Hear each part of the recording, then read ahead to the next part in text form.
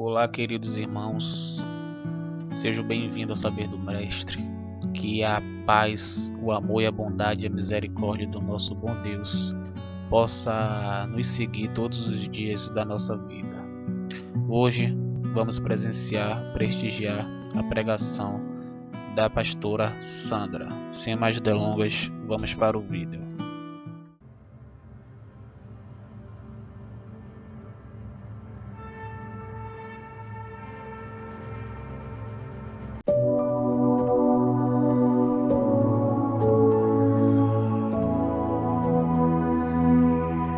Ezequiel, ele está vendo os ruídos, ele está ouvindo os ruídos, e ele não pode se perder diante dos ruídos. Seja profeta hoje e fale: não se perca diante dos ruídos.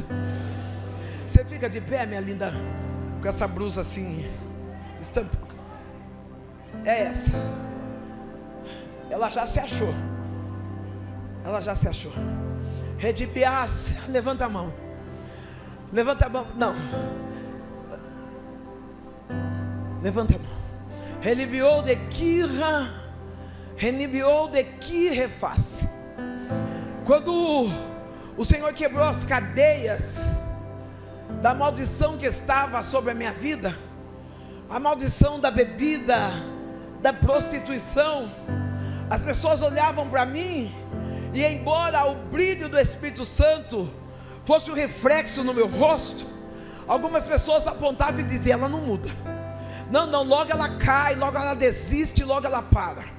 E eu confesso que às vezes eu olhava e via a rejeição dentro do ambiente onde eu estava, e eu dizia: parece que quando eu estava lá fora eu era mais acolhida, eu era mais aceita.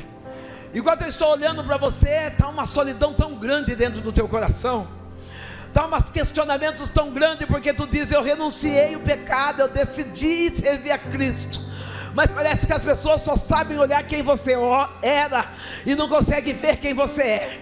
Mas o grande Deus me trouxe nessa noite para dizer: eu fui o Deus que te livrei do vale da sombra da morte. Não, aquela bala não foi uma bala perdida, fui eu quem desviei a bala para que hoje tu estivesse aqui viva e pudesse contar testemunho daquilo que eu, Deus, faço sobre a tua história. Não importa se as pessoas te aceitam, não importa se as pessoas querem a tua amizade, o que importa é que vem vindo um ruído, e eu estou trazendo vida para a tua história, diz o Senhor dos Exércitos. Ezequiel, ele não deixou que as vozes, que os ruídos fosse mais forte do que a ordenança de Deus sobre a vida dele. Talvez você chegou com ruído aqui dizendo assim: eu vou morrer com essa enfermidade, eu vou morrer desempregado. Talvez o ruído está dizendo: as portas não se abrem. Talvez os ruídos das suas emoções: nunca mais eu vou ser feliz sentimentalmente, nunca mais eu vou ser feliz no ambiente daquela casa, naquele bairro. Não, eu não sei qual é o ruído que Satanás está tentando colocar na tua vida, mas eu estou dizendo: o ruído do inimigo está saindo por terra, e o que está vindo é a voz profética sobre a nossa história. Mão levantada para o alto, diga: enquanto eu profetizo. Diz forte: enquanto eu profetizo, Deus traz vida. Ezequiel,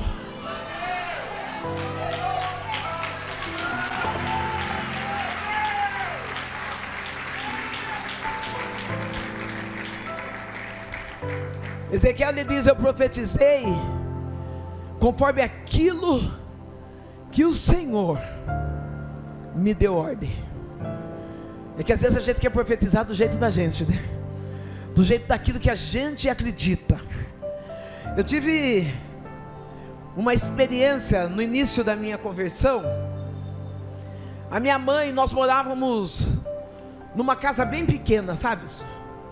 Uma casa que eram 3 cômodos, mas era aquela cozinha acropada junto com a sala. E eram 7 casas no mesmo quintal. Essas casas, esses nichos, né, no mesmo quintal. E existia um único banheiro centralizado no meio do quintal, onde todas as famílias usavam aquele banheiro. Eu e minha mãe, naquela casa, nós sentimos o sabor da miséria, o sabor da pobreza. Eu lembro que naquela casa, nós ouvimos barulho de rato, e a minha mãe foi que rasgar o forro do rato, o forro do sofá. Saiu mais ou menos uns 18 ratos daquele sofá. Era uma casa escura, uma casa que quando nós fizemos, após nós convertermos, nós fizemos um culto de ação de graças, pessoas caíam endemoniadas ali naquele quintal. Uma casa que o esgoto era aberto na cozinha da minha casa, coberta com papelão, e nós nos alimentávamos ali e via fezes de outras pessoas passando no meio da nossa cozinha. Nós entregamos a nossa vida para Jesus, e aquela casa, ela tipificava a nossa ruína. Aquela casa tipificava toda a derrota escrita de uma família destruída. E um dia nós no culto, a minha mãe chorando, e Deus usou um profeta e disse para minha mãe: o que você quer? A minha mãe, ela poderia querer muitas coisas, porque nós vínhamos vindo do vício, vínhamos vindo do submundo da bebida, estávamos conhecendo a Cristo, e tudo que importava para nós era a nossa libertação. Mas a minha mãe, com aqueles olhos cheios de lágrimas, ela disse: eu preciso, Senhor, de uma casa. A minha mãe olhou para mim, olhou para o meu filho, e ela falou: eu preciso de uma casa. Nós não tínhamos condições de pagar um aluguel alto, nós estávamos refazendo a nossa vida, porque tem pessoas que têm um encontro com Cristo, e eles vão passando por cima dos seus erros, como se não precisassem consertar aqueles erros. Eles apagam da memória quem eles devem, quem eles caíram, quem eles feriram, e falam: agora eu sou crente. Mas eu e minha mãe não. Nós voltamos do bar onde nós devíamos, pagamos a nossa conta, pedimos perdão para a família que nós destruímos, onde entramos com a prostituição. Nós fomos limpando aquele terremoto de vida que nós vivíamos. E Deus falou assim: escolhe a casa, filha. A minha mãe me pega e me leva aonde estava sendo na mente da prefeitura as casas populares. Era apenas uma placa, e aqui vai ser construída a casa popular. Eu e minha mãe fomos até ali, tinha uma faixa, uma risca até onde as pessoas podiam descer. A minha mãe olha para aquele terreno, aquele amontoado de terra, e ela diz: Deus, obrigado pela minha casa, porque a partir de hoje eu sei que eu vou morar na 8ª casa de porta azul da rua principal. O que tinha ali? Um amontoado de terra. O que tinha ali era um limite de uma faixa onde nós não podíamos nem descer. Começou o maquinário da prefeitura a adentrar ali dentro. Nós estávamos ali naquela favela, naquele nicho, naquela sujeira, naquele lugar ruim. Aquele banheiro frequentava não só os moradores, mas também as pessoas que passavam bêbadas na rua. Uma casa atormentada. E de vez em quando minha mãe ia lá, e ela olhava os caminhões trabalhando, e ela dizia: obrigado, Deus, porque o Senhor já está me dando a 7ª casa, perdão, não, a 8ª casa de porta azul na rua principal das casas populares. As casas foram construindo e ninguém via, porque tinha placas, então ninguém via a casa. E a minha mãe, vez ou outra, ela ia, e eu falava: mãe, onde você vai? Ela falava assim: eu vou em casa, eu vou ver a casa que Deus está me dando. E quem era o ruído na casa era eu, porque eu dizia assim: mãe, a senhora parece que depois que ficou crente, a senhora ficou meio maluca, né? A senhora não está vendo que está construindo, não tem casa azul, não tem nada, tem que fazer inscrição, tem que ter um sorteio. Ela falou: filha, Deus falou para mim escolher o que eu queria, e eu falei para Deus que o que eu posso é aquela casa popular.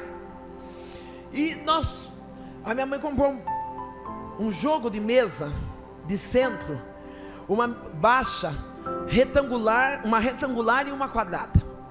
A nossa casa era tão pequenininha que a gente colocava a mesa no chão para sair, e aí nós íamos trabalhar. E quando chegava em casa tinha que levantar a mesa no sofá, porque ou era nós ou era a mesa, porque não cabia dentro daquela casa. E eu dizia para minha mãe assim: mãe, por que a senhora comprou isso? A minha mãe dizia assim: a promessa foi Deus fez para mim, e eu vou acreditar até o final da promessa.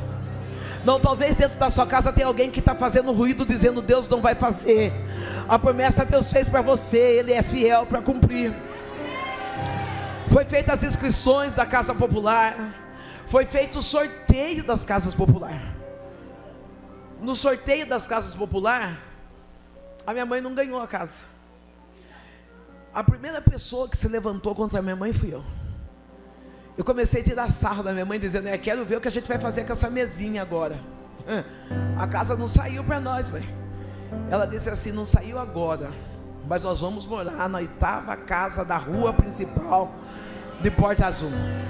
Eu falei: mãe, a casa já foi sorteada para todo mundo. Se a senhora começar a falar, vão falar que a senhora é louca. E ela disse assim: a única loucura que eu vou fazer é que eu vou ter que levar você que é murmuradora, mas o meu Deus vai cumprir a promessa. Irmãos, a minha mãe não viu casa, minha mãe não viu rua. O que ela via era placas. Numa data X, o governador marcou de ir fazer o evento e a entrega simbólica das chaves da Casa Popular. Essa entrega seria no sábado pela manhã. A sexta noite, a sexta tarde, eu estava fazendo faxina na casa da minha patroa. A minha mãe estava fazendo faxina na casa da patroa dela. De repente o telefone toca, ela diz assim: filha, não deixa o diabo te usar não.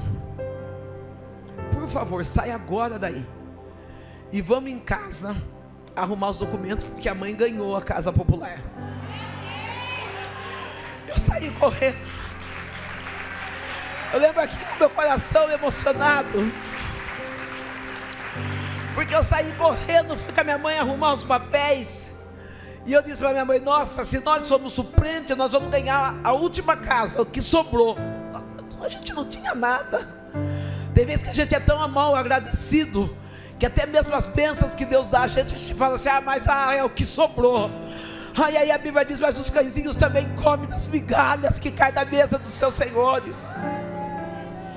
No dia da entrega dessa casa, nós estamos ali, o governador fazendo simbolicamente a entrega, e ele entrega a chave na mão da minha mãe, número 135. Se eu não me engano, se não escapa da minha memória, são 289 casas que foi construída. Quando eu olhei o número 135, eu olhei para minha mãe, dei uma risada e falei para ela assim: ó, a senhora falou que a gente ia morar na rua principal, na 8ª casa. Número 135 é lá no fundão, mãe. Ela falou: filha, você ainda um dia vai conhecer Deus de perto. Eu desejo que você um dia conheça Deus de perto. No dia que foi feito, que foi retirado as barreiras da entrada para entrar no condomínio das Casas Populares, quando nós entramos, a 8ª casa de Porta Azul era o número 135, a casa que a minha mãe tinha pedido a Deus. Eu estou falando para você que não importa como está esses ossos, não importa como está esse ruído, Deus está dizendo: apenas profetize e acredite daquilo que o Senhor colocou na sua boca. Se Ele diz que vai fazer, Ele é fiel para fazer aquilo que Ele prometeu. Levanta a mão pro alto e diz: eu profetizo para essa geração, eu profetizo para minha casa, para minha história, eu profetizo. A Bíblia diz que Deus trabalhava enquanto Ezequiel profetizava. A Bíblia diz que Deus trabalhava enquanto Ezequiel parou de profetizar. Por quê? Parou de profetizar porque Parou de declarar que Deus vai fazer, porque pastora, mas acredita, pastora, que eu profetizava que eu ia ver meu filho no altar pregando, mas agora onde ele está é na cadeia, está preso. Mas parou de profetizar por quê? Pastora, tu acredita que o que eu profetizava era o meu marido servindo a Jesus, e agora ele já está ali na rua bêbado ou está com outra? Parou de profetizar por quê? Pastor, o que eu acredito era a cura do câncer, mas cada vez tem intensificado a quimioterapia. Parou de profetizar por quê? Enquanto você profetiza, Deus trabalha. Enquanto você profetiza, Deus faz as coisas acontecer. Houve um reboliço. Deus começou a colocar os ossos, cada um no seu. É que tem hora que a gente quer que Deus faça do jeito da gente, né? Mas às vezes do jeito da gente é desorganizado. Do jeito da gente, às vezes é um caso de vergonha. Não faz do meu jeito, Senhor. O Senhor fala assim: não, eu não vou deixar você passar vergonha. Eu vou entregar para você uma dupla honra. Eu estava ontem na cidade de Americana, e eu estava pregando especificamente para mulheres. E quando eu estava pregando para aquele emaranhado de mulher, assim como hoje, embora esteja vários homens aqui, a maioria é mulher, né? E eu estava profetizando para aquelas mulheres, e eu disse assim, no meio de algumas dores que eu vivi, eu tenho consciência, e eu quero que você também tenha, que Deus, Ele ouve todas as nossas orações. Você pode dizer para a tua irmã: Deus ouve todas as suas orações. Pastor Rogério, eu queria minha água. Mas Deus, Ele não responde todas as nossas orações. Pastora, Deus, Ele ouve todas, mas Ele não responde todas. Porque no momento de tantas dores que eu tinha, eu ali naquele culto, eu olhando para aquelas mulheres, olhando para vocês hoje, quantas das vezes eu de joelhos, chorando, eu dizia: Deus, me mata. Deus, tudo que eu quero é morrer. E muitas vezes Deus levantava um profeta, vinha, sapateava e dizia: ok, filha minha, eu te amo, eu vou te honrar, tu vai pregar em lugares que você ainda nem imagina. E eu dizia: Deus, eu não quero, porque está doendo demais, eu quero morrer. E eu entendia que Deus estava ouvindo, mas Deus estava dizendo: eu vou fazer um ruído, eu vou fazer um barulho tão grande, que quando você vai ver, você já vai estar vivendo o propósito daquilo que eu decidi para a tua história. Ei, o ruído que você está ouvindo, o barulho que está acontecendo, não é para a tua derrota, mas é Deus declarando: ainda tem vida, ainda tem vitória.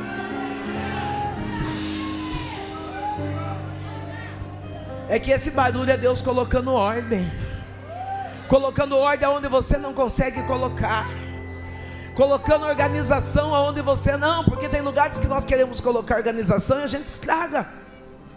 Se a gente vai falar, a gente acaba com tudo. Eu, com esse jeitinho delicado que eu tenho, às vezes eu vou falar e eu acabo com tudo. Não, deixa Deus colocar ordem, deixa Deus. Não, você só profetiza. A ordem quem põe é Deus. Eu profetizo uma casa de bênção, eu profetizo uma casa de unidade, eu profetizo cura, eu profetizo prosperidade, paz, saúde. Mas como que vai ser? Não deixa que Deus coloque as coisas em ordem para você. Ezequiel, ele está vendo os ossos ajuntados, ele está vendo os ossos, cada um no seu lugar. Ele olhou e eis que vieram os nervos sobre ele, e cresceu carne. Eu imagino Ezequiel, que a Bíblia diz ossos sequíssimos, e quando uma coisa, ou quando algo está muito seco, a gente vê pozinho, não é? Poeira. De repente Ezequiel já não está vendo mais poeira. Ele viu ossos juntos, ajuntados, viu nervos e viu carne. Se Ezequiel não tivesse uma intimidade com Deus, Ezequiel ia dizer: tá bom. Mas sabe o que estava faltando? estava faltando vida. Ai, que palavra é essa que Deus escolheu nessa noite, né? Ezequiel olhou, estava tudo bem. Tinha osso com osso, tinha nervo, tinha carne, estava até de pé, mas estava faltando vida. Quem é crente já entendeu. Você não vai ficar de pé morto, você vai ficar de pé vivo. Não, essa história não vai matar você. Você vai dizer: ainda tem vida aí, mesmo que pareça que ainda é o fim, mesmo que o cenário, imagina, dá pro Léo aí, eu não lembro nem a letra. Tem um microfone ali pro meu. Fica sempre atento ali, que de vez em quando sai umas composição. E ele disse: profetiza o Espírito, profetiza o Filho do Homem, e diz: Espírito, assim diz o Senhor, vem dos 4 cantos, Espírito, e assopra sobre esses mortos. Oh, só quem está vivo dá glória, só quem está vivo dá aleluia. E assopra a esses mortos para que tenham vida. Queridos irmãos, para vocês que assistiram o vídeo até aqui, eu quero agradecer do fundo do meu coração e quero pedir a vocês para se inscrever no canal, curtir, deixar seu comentário abaixo, tá bom? Que Deus possa abençoar você e a sua família grandiosamente a cada dia, que possa te livrar de toda a armadilha do inimigo, tá bom? Eu declaro vitórias em nome do Senhor Jesus Cristo para você e para toda a sua família. Amém? Que Deus te abençoe e até o próximo vídeo.